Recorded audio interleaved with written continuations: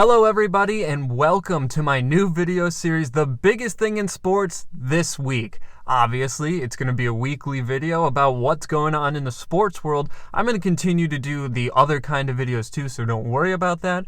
But without further ado, let's talk about it. The game. The biggest thing in college football, the whole season coming down to this one game in rivalry week. Michigan versus Ohio State, the number 2 ranked team versus the number 3 ranked team. Both teams are undefeated for the first time since 2006, and whichever team wins is almost guaranteed to make it to the college football playoffs, whereas the loser is going to have a heck of an uphill battle running out of games to play to try and get back into the postseason. Now, the big thing with this that you got to talk about is what happened last week to the both of these teams. Michigan barely got by beating Illinois. It was a really close game. They were up by 7-0 in the first quarter, but ultimately Illinois went on a 17-3 run to take the lead, and it came down to Jake Moody's leg hitting 3 clutch field goals, one with 9 seconds left to come away with the victory and give Michigan that 11th win and keep them undefeated for this Ohio State game. Now, similarly, Ohio State struggled against Maryland as well. That game was really close. But Ohio State, of course, started out 7-0, just like Michigan. Then Maryland went on a 13-3 run of their own, so they made it a legitimate game. And it looked like Ohio State was going to take over in the second half. They scored 2 touchdowns right out of the gates, and it was like, oh, well, now Ohio State turns it on. But Maryland was able to get a couple scores of their own and make it just a 33-30 game. But of course, Ohio State did kick a field goal to kind of get that little bit of separation there. And then they forced a fumble and recovered it for a touchdown with 9 seconds to go. So they ended up winning 43-30. But it was really more of a 36-30 game if you take out that last-minute touchdown. So both of these teams had a really big task in front of them before getting to the game 11-0, but both of them survived and both of them are 11-0. So this is a huge thing for both of these teams because this is the ultimate test of the entire season. But the biggest news that anybody's really focusing on right now is the injuries, particularly for Michigan. Blake Corum went down in that Illinois game, missing most of the second half with a knee injury. And of course, he's one of the best rushers in the country, a Heisman candidate. He's first in points and touchdowns in the Big Ten. He's also 5th in yards per carry and 2nd in points per game. And that's for all players. That's not just for rushers. He is 2nd in points per game for anyone in the Big Ten. So that is a huge blow to Michigan's offense if he comes off the field. But I think the bigger thing is that Donovan Edwards is not going to be on the field for Michigan, or at least hasn't been, but might be in this Ohio State game. He's sort of disappeared and no one really knows if he's injured, if there's some sort of problem going on behind the scenes that we don't know about. We just don't know. But the thing about Donovan Edwards is he's obviously Michigan's 2nd string running back, but he's a good one too, a 5-star recruit out of high school. And he's also one of their best receivers. You take a look at some of his stats. He has a better yards per carry than anyone on the team with more than 3 carries. 3rd in yards per catch of anyone with more than 10 catches. And 2nd in touchdowns, 3rd in net yards gain. And this is all for the Michigan offense at this point. So he really is one of their most versatile and important players, not only in the running game, but obviously also in the passing game. So he does a lot for the team that more than maybe anybody else does aside from J.J. McCarthy. Also, a couple underrated injuries that kind of flew under the radar with Blake Corum and now Donovan Edwards is Luke Schoonmaker, who's actually one of the better receivers out of the tight end position for Michigan. He's 2nd in catches and total yards for him. And then the leading tackle for loss guy and the leading sacks leader is going to be Mike Morris, who was hurt for the last game. He suited up, but he did not play at all. So those are some underrated but big deal misses for Michigan in that Illinois game. So if they come back for this Ohio State game, that's going to make a huge difference for them. Speaking of Ohio State, They also have some injuries as well. Obviously, Jackson Smith and Jabba has been out since the early season with a hamstring injury. Star wide receiver, everyone thinks is going to be an NFL talent. But since he's missed so much of the season, you also can't really count on him coming back for this game either. So it'll be interesting to see if he does finally make his return against Michigan, although that is rather unlikely. But the other major injury they have is actually their number one running back as well, and that's going to be Mayan Williams. He's actually tied Edwards for yards per carry for first in the Big Ten. He's also third in the Big Ten in touchdowns with 13. Obviously, Blake Corum leads with 19. He missed last week. No real word on whether or not he'll be back yet, but they do still have Travion Henderson, who has a lot of the same stats. And it really is, when you look at it, very scary how similar yards per game, yards per carry is, total yards. The big difference obviously comes down to touchdowns. He has just 6 versus 13 for their starter. So now let's take a look at some of the stats. Ohio State right now is outscoring Michigan by about 6 points per game, but we're talking about the best defense in college football when we're talking about Michigan, or at least in the Big Ten. You look at some of their numbers. They have the best scoring defense with 11.7 points per game, only allowing 79.5 yards of rushing and 161 yards through the air. Those are all best in the Big Ten. So against an offense like Ohio State, that's really going to be needed. And Michigan's the number one rushing team in the Big Ten.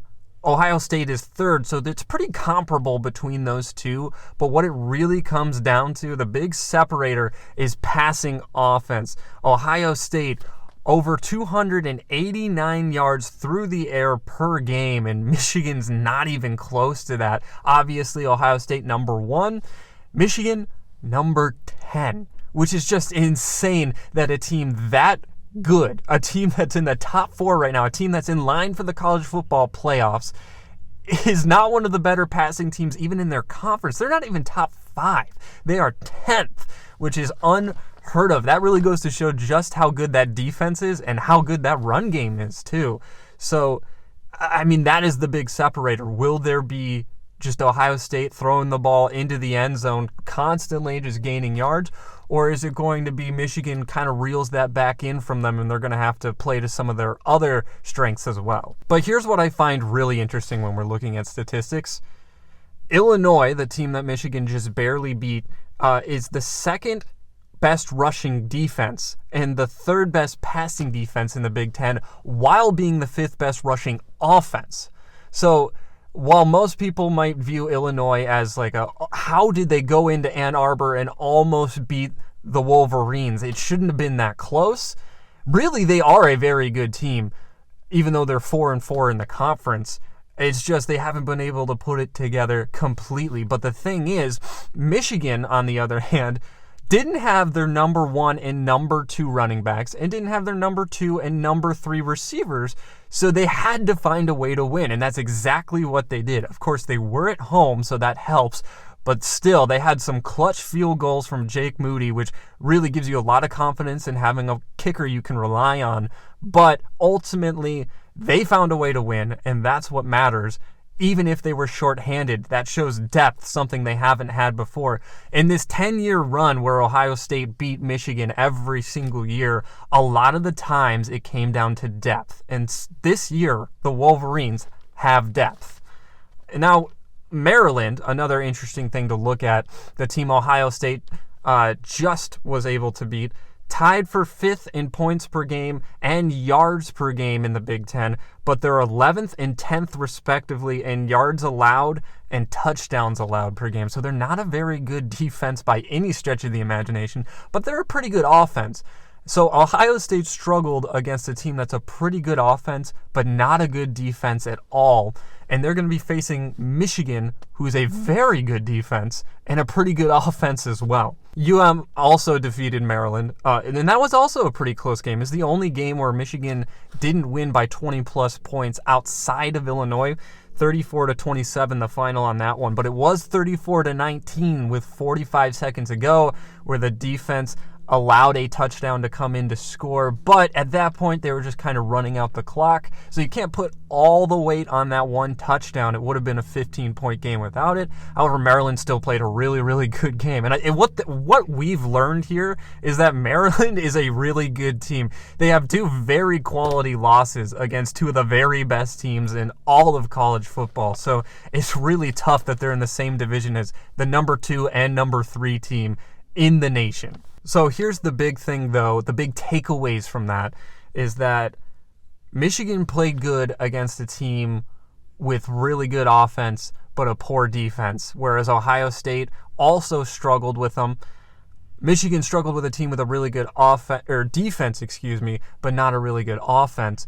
So you put all those together, and what happens, against Michigan and Ohio State? Well, Michigan has actually beat teams that are good at defense and good at offense, like Iowa, who's really good at defense, and then obviously Maryland with the offense.